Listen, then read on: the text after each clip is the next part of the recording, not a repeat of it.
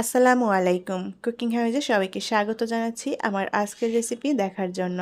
আজ আপনাদের জন্য নিয়ে এলাম ডিম এবং চিড়া দিয়ে খুবই মজাদার একটি নাস্তার রেসিপি, যেটা সকাল অথবা বিকালের জন্য খুব সহজেই তৈরি করে নিতে পারেন আর উপকরণও একদমই কম লাগে।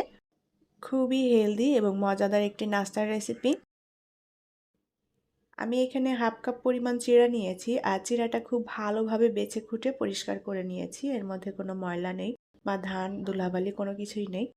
এখন এই চিড়াটা ভালোভাবে ধুয়ে নিতে হবে। কয়েকবার পানি চেঞ্জ করে ধুয়ে ভালোভাবে পরিষ্কার করে নিতে হবে আর পানিটা একেবারে ঝরিয়ে নেব।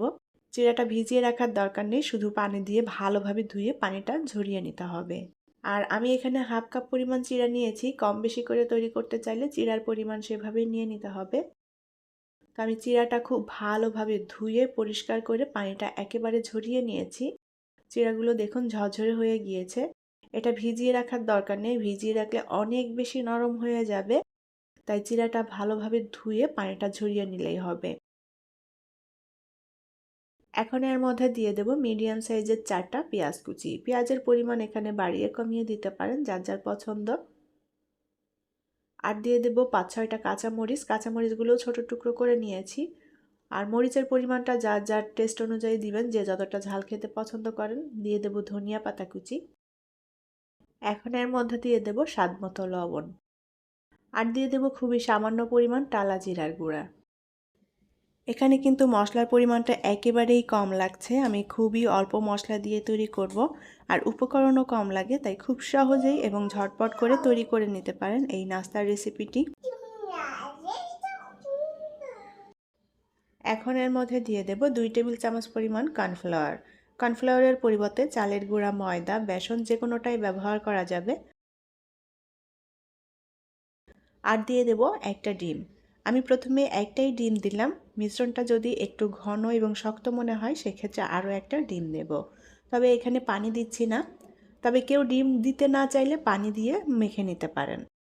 এখন একটা চামচের সাহায্যে সব কিছু খুব ভালোভাবে নেড়ে মিলিয়ে নেব। আর এখানে কিন্তু অন্য কোনো কিছুই লাগবে না, জাস্ট এই কয়টাই উপকরণ এবং মশলা দিয়েই এই নাস্তাটা তৈরি করে নেব। আর ডিম চিড়ার এই নাস্তাটা খেতে কিন্তু অসম্ভব রকমের মজার এবং হেলদি। সকাল অথবা বিকালের নাস্তার জন্য খুব সহজেই বাচ্চাদের এবং বড়দের সবারই তৈরি করে দিতে পারেন। সবাই খেতে ভীষণ পছন্দ করবে। তো আমি মিশ্রণটা একটু শক্ত এবং ঝরঝরে মনে হচ্ছে, তাই আবারও আরেকটা ডিম দিয়ে দিলাম। মিশ্রণটা একটু নরম করে মেখে নেব, যার কারণে ডিম দিলাম। আর যদি শক্ত করে মেখে নেওয়া হয় তাহলে কিন্তু আর ডিম দেওয়ার প্রয়োজন নেই। তবে আমি একটু নরম করে মেখে নেব। আর ডিমটা বেশি দিলে খেতে ভালো লাগবে, খুবই সুস্বাদু হবে। তো ডিম দিয়ে আবারও খুব ভালোভাবে উল্টাপাল্টা করে মেখে নিতে হবে। আর এই মিশ্রণটা একটু নরম হবে, শক্ত হবে না। এখনও যারা আমার চ্যানেলটি সাবস্ক্রাইব করেনি তারা প্লিজ আমার চ্যানেলটি সাবস্ক্রাইব করে নেবেন এবং পাশে থাকা ছোট্ট বেল আইকনটি প্রেস করে দিবেন। এতে করে আমি যখনই কোনো ভিডিও আপলোড করব সাথে সাথে আপনাদের কাছে নোটিফিকেশনটি পৌঁছে যাবে। আর যারা অলরেডি চ্যানেলটি সাবস্ক্রাইব করে নিয়েছেন তাদেরকে অসংখ্য ধন্যবাদ। তো চিড়ার মিশ্রণটা আমি খুব ভালোভাবে মেখে নিয়েছি। এখন নাস্তাগুলো তৈরি করে নেব। প্যানে পরিমাণ মতো তেল দিয়ে দেব, তবে অল্প তেলে ভেজে নেব, বেশি তেল দিব না। এটা ডুবো তেলে ভাজার দরকার নেই, অল্প তেলে ভাজলেই হবে। তেলটা একটু গরম করে নিয়ে এখন চামচে করে এভাবে চিড়ার মিশ্রণটা অল্প অল্প করে নিয়ে প্যানে দিয়ে দেব। যে যেমনভাবে তৈরি করতে চান, ছোট অথবা বড়, সেভাবে মিশ্রণটা নিয়ে নিতে হবে। তবে আমি খুব বেশি বড় করছি না, ছোট করেই তৈরি করছি। তো এইভাবে মিশ্রণটা দিয়ে একটু ছড়িয়ে দিতে হবে, অনেকটা বড়ার মতো। আর চুলার আঁচটাকে আমি মিডিয়ামে রেখেছি, মিডিয়াম আঁচে ভেজে নেব। চিড়া আর ডিম দিয়ে এই নাস্তাটা খেতে কিন্তু খুবই সুস্বাদু হয়। নাস্তাগুলোর এক সাইডটা একটু ভাজা হয়ে গেলে এখন উল্টে দিয়ে অপর সাইডটাও ভেজে নিতে হবে। আর এইভাবে 2-3 বার উল্টাপাল্টা করে দিয়ে আমি খুব সুন্দর একটা গোল্ডেন ব্রাউন কালার করে ভেজে নেব। তো আমি দুপাশটাই উল্টাপাল্টা করে নিয়ে নাস্তাগুলো ভেজে নিয়েছি আর খুব সুন্দর একটা গোল্ডেন ব্রাউন কালার চলে এসেছে। আর এটা উপর থেকে অনেক বেশি মচমচে হয়, ভেতরে নরম, খেতে খুবই ভালো লাগে আর খুব সুস্বাদু এবং মজার একটি নাস্তা।